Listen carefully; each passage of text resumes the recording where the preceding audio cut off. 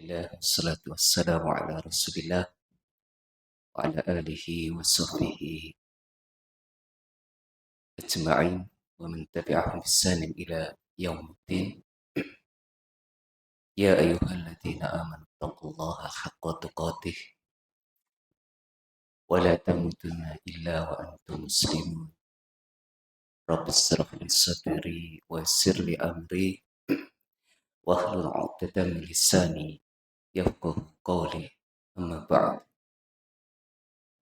Para hadirin wal hadirat jamaah yang semoga dirahmati oleh Allah Subhanahu wa Ta'ala. Yang pertama, marilah kita senantiasa memuji syukur dan ucapan alhamdulillah atas segala nikmat-nikmatnya yang telah Allah karuniakan kepada kita semuanya, sehingga pada kesempatan yang mulia malam hari ini kita bisa hadir, bisa duduk di majelis ilmu dalam rangka untuk belajar, dalam rangka untuk menuntut ilmu. Mudah-mudahan mendapatkan ridha dan keberkahan dari Allah Subhanahu wa Ta'ala. Salawat serta salam semoga tetap tercurahkan kepada junjungan baginda Nabi Muhammad sallallahu alaihi wasallam, kepada keluarganya, kepada para sahabatnya, dan kepada seluruh umatnya yang senantiasa mengikuti ajaran-ajarannya sampai yaumil akhir. Amin. Amin ya rabbal alamin. Bapak Ibu jamaah yang semoga dimuliakan oleh Allah Subhanahu wa Ta'ala. Sebelum kita mulai pada pembahasan 4 perkara atau 4 kalimat yang mulia yang akan kita bahas pada malam hari ini, tentunya sedikit untuk renungan kita, untuk kita pahami bersama bahwasanya semua makhluk, semua manusia yang hidup di dunia ini pasti mereka semuanya menginginkan yang namanya kebahagiaan. Baik itu orang tua, anak kecil, ya, anak muda, orang miskin, orang kaya, pelaku maksiat, dan juga pelaku ketaatan, orang yang taat, ya. Tentu mereka semuanya pasti menginginkan yang namanya kebahagiaan. Ya, pasti semua menginginkan yang namanya kebahagiaan. Pertanyaannya di manakah letak kebahagiaan itu berada? Ya. Pertanyaannya adalah di manakah letak kebahagiaan itu berada? Apakah kebahagiaan itu ada misalkan sebagai karyawan, sebagai pegawai? Ya. Apakah kebahagiaan itu ada pada gaji kita? Ya. Betapa banyak orang yang baru saja sebagai karyawan, sebagai pekerja yang mendapatkan gaji, bukannya bahagia, tapi malah apa? Pusing. Kenapa kok bisa tidak bahagia, malah pusing? Kenapa? Karena gajinya tidak cukup. Untuk apa? Membayar hutang, misalkan, gitu ya. Untuk apa lagi? Memenuhi kebutuhan hidup. Kemudian apalagi memikirkan tanggungan keluarga, anak, istri, orang tua, dan semisal. Contoh, nggih, itu. Ya ternyata kebahagiaan bukan di gaji yang besar, ya, bukan. Buktinya orang yang sudah mendapatkan gaji itu pusing ternyata untuk bayar utang, tanggungan keluarga, dan lain-lain. Ya. Kemudian ada pertanyaan lagi, apakah kebahagiaan itu berada di misalkan kendaraan kita yang baru, yang mewah? Belum tentu. Ya, belum tentu. Betapa banyak orang yang memiliki kendaraan baru, kendaraan mewah, tapi tidak bahagia. Buktinya apa? Ya, buktinya kendaraan yang dia beli tidak cash. alias nyicil, ya, punya mobil baru, bukannya bahagia malah pusing. Karena apa? Ngangsur. Gimana? Udah itu ada kerusakan kendaraan, misalkan harus servis, ganti oli, dan lain-lain. Tambah pusing ternyata. Bukan bahagia, punya mobil Pajero, panas jaba, jeruk. Ya, subhanallah ya. Ternyata tidak bahagia, ternyata orang yang punya, enggak semuanya, sebagian. Tapi banyak kan, ya. Kemudian ada pertanyaan lagi, apakah kebahagiaan itu ada di orang misalkan yang memiliki jabatan yang tinggi misalkan? Ya itu belum tentu juga. Ya. Tidak sedikit dari mereka yang telah terpilih menjadi pejabat tinggi ternyata. Ternyata mereka malah langsung pusing, stres, lemes. Bahkan mungkin ada yang meriang. Ya. Karena apa? Ternyata beban yang dia pikul, amanah yang dia pikul sangat banyak dan berat. Sehingga ternyata yang dia menjadi pejabat yang tinggi bukannya bahagia, bukannya senang, malah pusing, stres, dan bahkan lemes. Bahkan jadi pejabat yang tinggi, meriang. Kenapa? Karena harus memikirkan beban yang dipikulnya, amanah yang dipikulnya itu sangat berat. Ya, ternyata tidak. Ya, dan juga ada orang yang mengatakan kebahagiaan itu berada di pergaulan bebas, misalkan anak-anak muda sekarang, muda-mudi sekarang, dengan narkoba, misalkan, dan lain-lain. Jawabannya ternyata tidak. Ya, betapa banyak survei membuktikannya bahwa orang yang mengkonsumsi narkoba, mengkonsumsi miras, ya, bukannya bahagia, malahan apa? Semakin terpuruk hidupnya, semakin sengsara hidupnya. Ya, na'udzubillah, Allah musta'an, ya. Kita berlindung kepada Allah dari keburukan tersebut. Ya. Ternyata tidak ada pada gaji yang besar, ya, kendaraan yang mewah, bukan, jabatan yang tinggi, ya, kemudian apa? Pergaulan bebas narkoba, miras, bukan. Ternyata kebahagiaan tidak ada di situ semuanya. Pertanyaannya, Bapak Ibu yang dirahmati Allah Subhanahu wa taala, kemudian di mana letak kebahagiaan tersebut? Kata Allah Subhanahu wa taala, letak kebahagiaan yang hakiki adalah kata Allah, alladzina amanu wa tatma'innul qulubuhum bi dzikrillah. Apa kata Allah Subhanahu wa taala? Orang yang beriman, hati mereka akan tenang, akan bahagia dengan apa? Berzikir kepada Allah. Ala bidzikrillahi tatmainnul qulub. Dengan berzikir kepada Allah, ya, pahami, ketahui, dengan berzikir kepada Allah, apa itu? Hati kita akan menjadi tenang. Hati kita akan menjadi bahagia. Itu letak kebahagiaan yang sesungguhnya, letak kebahagiaan yang sebenarnya. Ya, bukan di gaji yang besar ternyata tadi dijelaskan. Ya, bukan di kendaraan yang mewah ternyata, bukan di jabatan yang tinggi ternyata, bukan di pergaulan bebas ternyata, tidak. Tapi kata Allah Subhanahu wa taala, dengan zikir kepada Allah maka hati kita akan tenang, akan bahagia. Ya. Nah, Bapak Ibu yang semoga dimuliakan oleh Allah Subhanahu wa taala. Itulah letak kebahagiaan yang telah disebutkan oleh Allah Subhanahu wa taala, yakni berzikir. Kemudian zikir itu ya Bapak Ibu bermacam-macam. Ya, zikir itu duduknya kita di majelis ilmu ini juga termasuk zikir kepada Allah Subhanahu wa taala.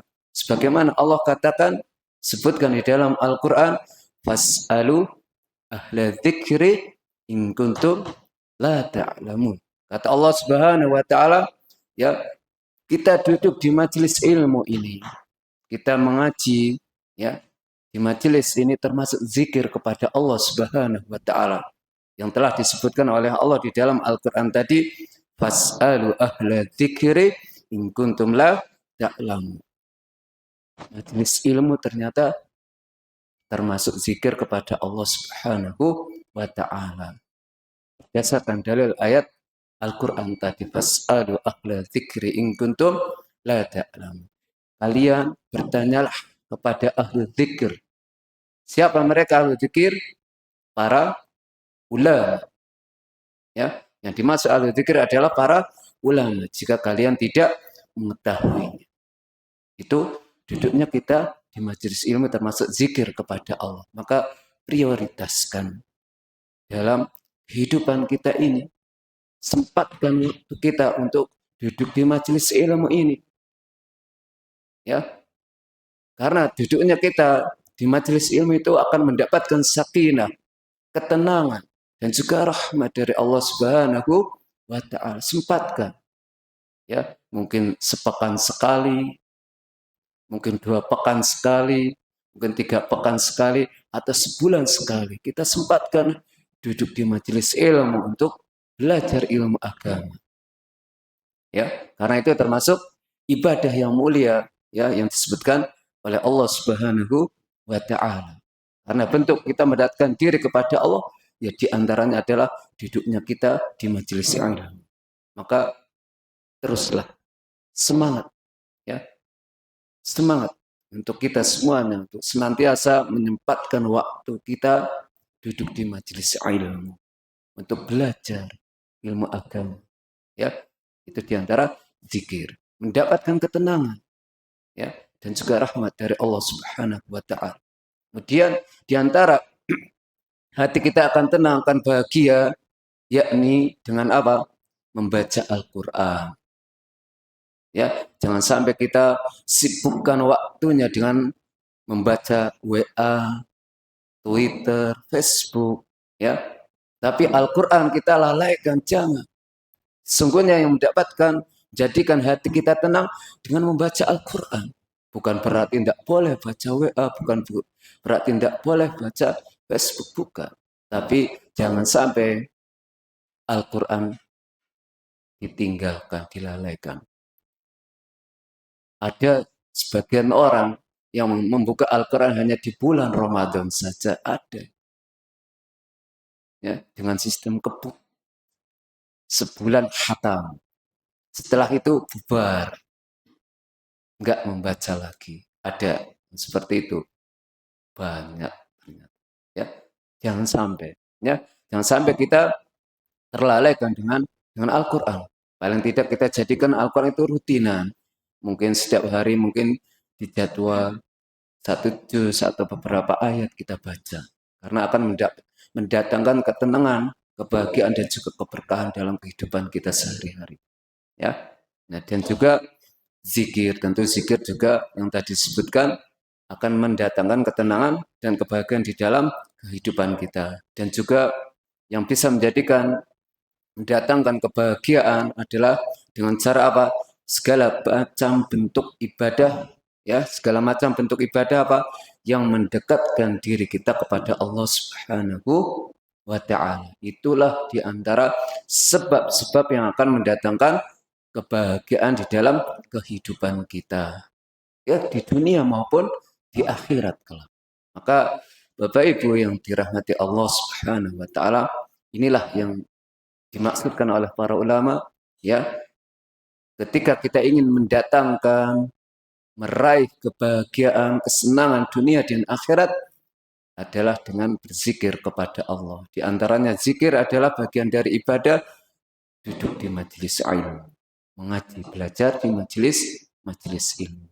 Insya Allah akan mendatangkan ketenangan, sakinah, dan juga rahmat dari Allah Subhanahu wa ta'ala. Ya, Bapak Ibu yang dirahmati oleh Allah Subhanahu wa ta'ala, insyaallah itu sebagai poin mukadimah, ya, sebagai motivasi untuk saya pribadi dan juga para jamaah, mudah-mudahan kita senantiasa semangat, ya, dalam menjalani kehidupan di dunia ini yang penuh dengan ujian, cobaan, dan fitnah ini, ya, sehingga dengan kita senantiasa mendekatkan diri kepada Allah Subhanahu wa ta'ala, insya Allah, ya, dari kesempitan-kesempitan hidup, Allah akan berikan solusinya, akan berikan jalan keluarnya. Sebagaimana Allah mengatakan, "Wa may yattaqillaha yaj'al lahu makhraja." Ya. Barang siapa yang berdakwah kepada Allah Subhanahu wa taala, niscaya Allah akan memberikan solusi jalan keluarnya. Tentu dengan ikhtiar, usaha, doa dan tawakal serta sabar. Tidak hanya mengandalkan doa saja, mengangkat tangan tanpa usaha, maka tidak mungkin, mustahil. Kenapa mboten? Tentu dengan usaha. Ya, ya, maju ke depan. Sini biar nggak di jalan. Ya, sini masih lega. Biar nggak sempit. Ya, silakan Mas. Ya, ke sini maju.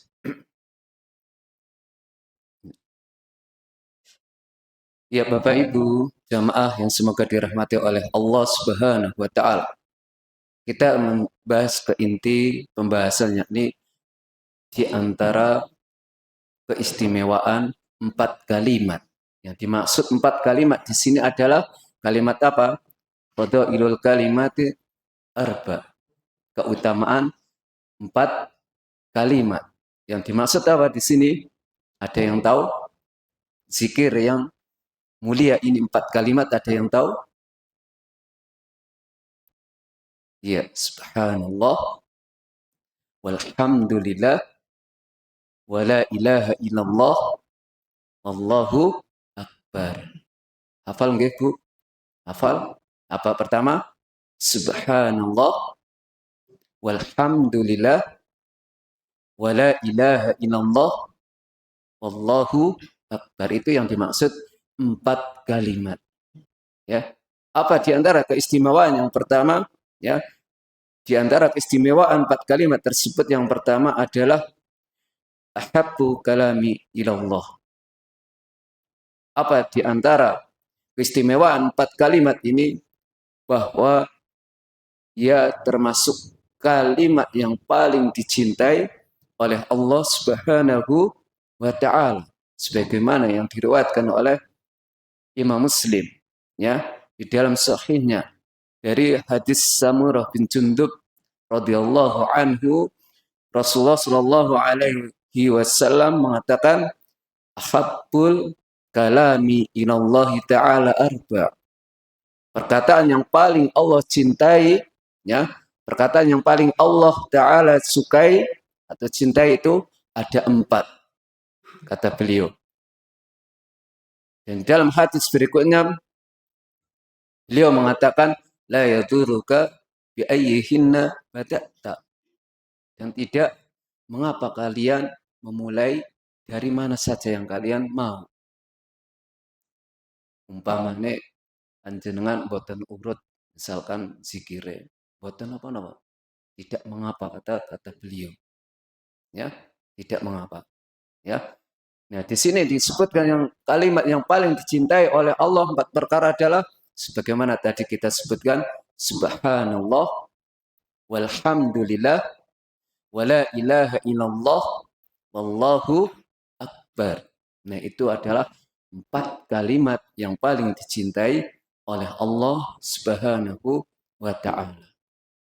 Ya.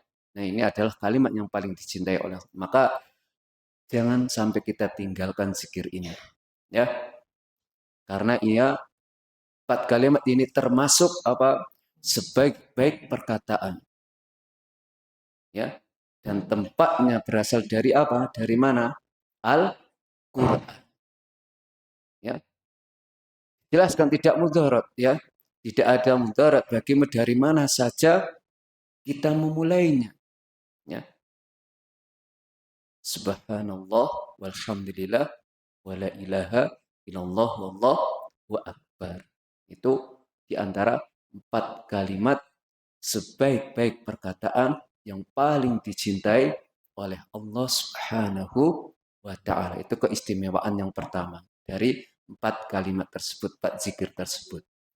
Termasuk kalimat yang paling disukai, kalimat yang paling dicintai oleh Allah Subhanahu wa taala, dan termasuk sebaik-baik perkataan, yakni subhanallah, walhamdulillah, wala ilaha illallah, wallahu akbar. Diulang-ulang terus, men hafal. Niku nggih.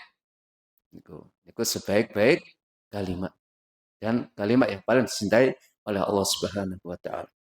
Itu yang pertama, keistimewaan pertama, kalimat yang paling dicintai oleh Allah.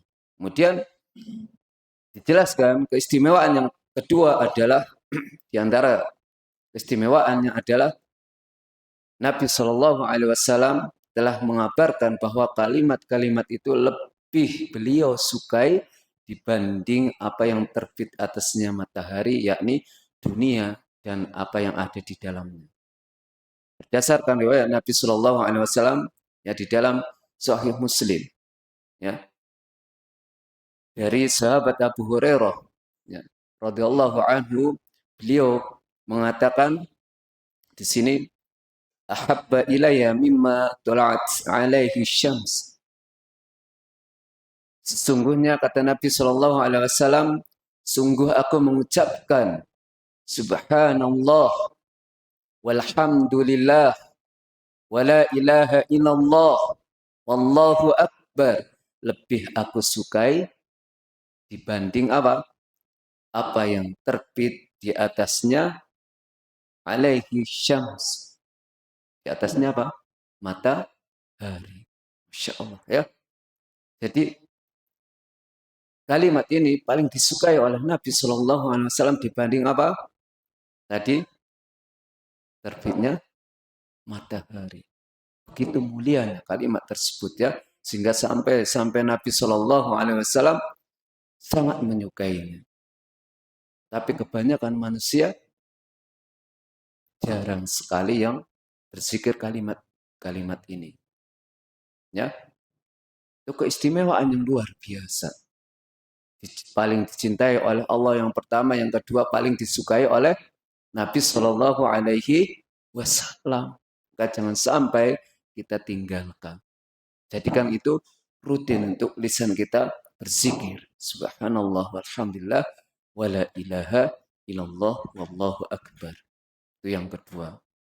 Disukai oleh Nabi Shallallahu Alaihi Wasallam.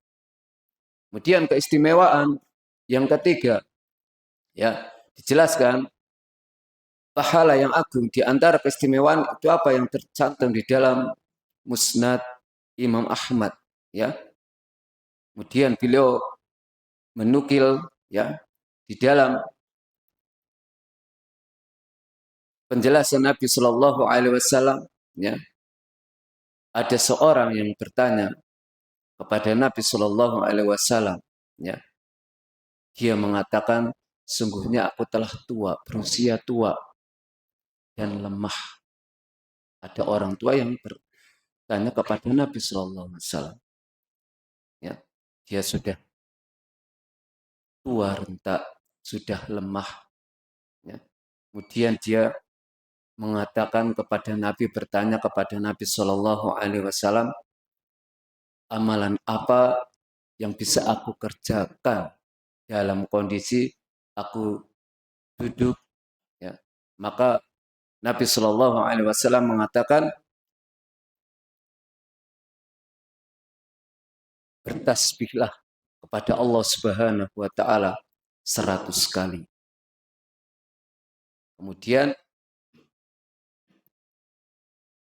bertahmidlah kalian 100 kali.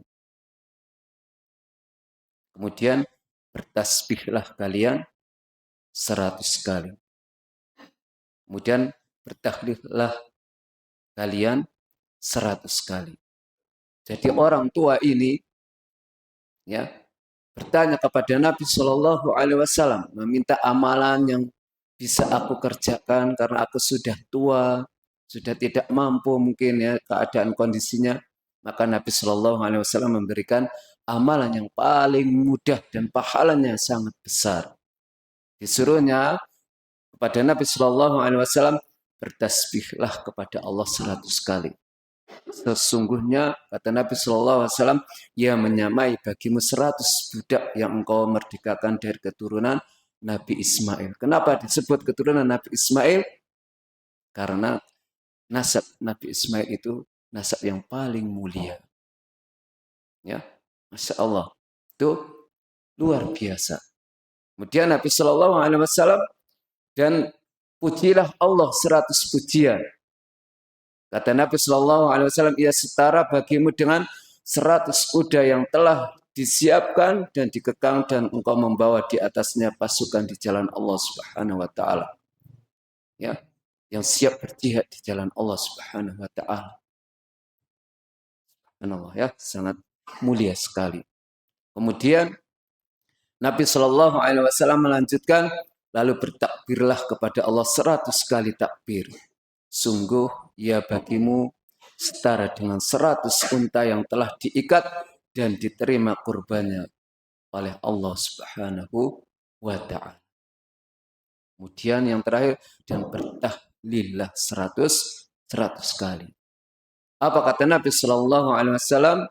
Ya, di sini disebutkan orang yang bertahlil 100 kali dikatakan memenuhi apa yang ada di antara langit dan bumi. Masya Allah ya. Dan tidak diangkat pada hari itu suatu amalan bagi seseorang senilai amalanmu kecuali dia mengerjakan seperti yang engkau kerjakan. Ya, di sini dijelaskan oleh para ulama bahwasanya pahala yang agung. Orang yang berzikir subhanallah 100 kali, walhamdulillah 100 kali, Allahu Akbar 100 kali, la ilaha illallah 100 kali, dijelaskan di sini oleh para ulama disiapkan baginya pahala yang agung yang disiapkan oleh Allah Subhanahu wa taala karena sebab-sebab kalimat yang engkau ucapkan tersebut. Ya. Masya Allah, barang siapa yang bertasbih kepada Allah Subhanahu wa taala 100 kali, yakni mengucapkan subhanallah 100 kali. Pernah napa mboten Bu, Pak? Mungkin pernah waktu sholat. Kata sholat orang nganti 100 ya. Paling pinten 30. Nah, di sini disebutkan barang siapa yang bertasbih subhanallah 100 kali, maka ia sama dengan memerdekakan 100 budak dari keturunan Nabi Ismail. Ya, Masya Allah ya. Disebutkan keturunan Nabi Ismail secara khusus karena mereka adalah orang Arab yang paling mulia nasab keturunannya. Ya, itu keturunan yang mulia Nabi Ismail. Kemudian siapa yang muji Allah 100 kali, alhamdulillah, ya, maka baginya pahala sama seperti pahala orang yang bersedekah 100 ekor unta. 100 ekor kuda yang telah diberi pelana dan dikekang untuk ditunggangi oleh para mujahidin di jalan Allah Subhanahu wa Ta'ala. Pernah dengan sedekah ayam 10 orang tahu. Apalagi dikatakan di sini seperti orang yang bersedekah 100 ekor kuda. Hanya mengucap apa? Alhamdulillah. Masya Allah ya, amalkan ya Bapak Ibu ya. Itu sangat mulia sekali. Dan kemudian barang siapa yang bertakbir kepada Allah 100 kali, yakni mengucapkan Allahu Akbar, niscaya untuknya pahala seperti pahala menginfakkan 100 ekor unta yang telah diikat dan diterima infaknya oleh Allah Subhanahu wa Ta'ala. Insyaallah ya. Dan yakni yang siapa yang mengucapkan la ilaha illallah 100 kali, sungguh ia memenuhi apa yang ada di antara langit dan bumi dan tidak dianggap nilai amalan sebesar itu untuk seorang kecuali siapa yang mengerjakan amalan seperti itu.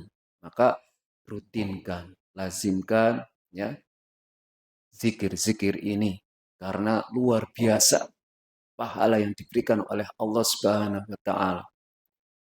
Ringan, tidak berat. Ya. Tidak berat, lebih berat dengan mikul ya sekintal. Lebih berat itu. Ucapkan zikir subhanallah, alhamdulillah, wa la ilaha illallah, wallahu akbar, ringan di lisan. Ya. Dan berat timbangannya dan besar pahalanya, tapi jarang orang yang mengamalkan. Kenapa ngoten? Nggih. Ya. Maka biasakan lisan kita dibasahi dengan zikrullah, zikir kepada Allah. Ya, ampun dibiasakan kita ghibah, ngerasani tanggane, gunjing, jangan. buatan manfaat gitu. Ya, mendingan subhanallah, alhamdulillah, Allahu akbar, ya la ilaha illallah. Walaupun akilangka duite, mboten apa, menenangkan pikiran dan hati. Nggih mboten. Walaupun utangnya dereng lunas, nggih. Walaupun dereng langsor. Kontrakane dereng bayar. Tidak apa-apa kita rutinkan zikir kepada Allah. Insya Allah mendatangkan ketenangan, keberkahan. Insya Allah akan berikan solusinya. Ya, ya, ya. Dengan merutinkan apa zikirnya? Subhanallah, alhamdulillah, wa la ilaha illallah, Allahu akbar. Ya, itu di antara keistimewaan yang ketiga. Ya. Kemudian keistimewaan yang berikut dari kalimat ini, ya di antara keistimewaan kalimat-kalimat itu bahwa kalimat tersebut bisa menghapus dosa-dosa kita. Artinya dosa kecil yang dimaksud ya, menghapus dosa-dosa kita.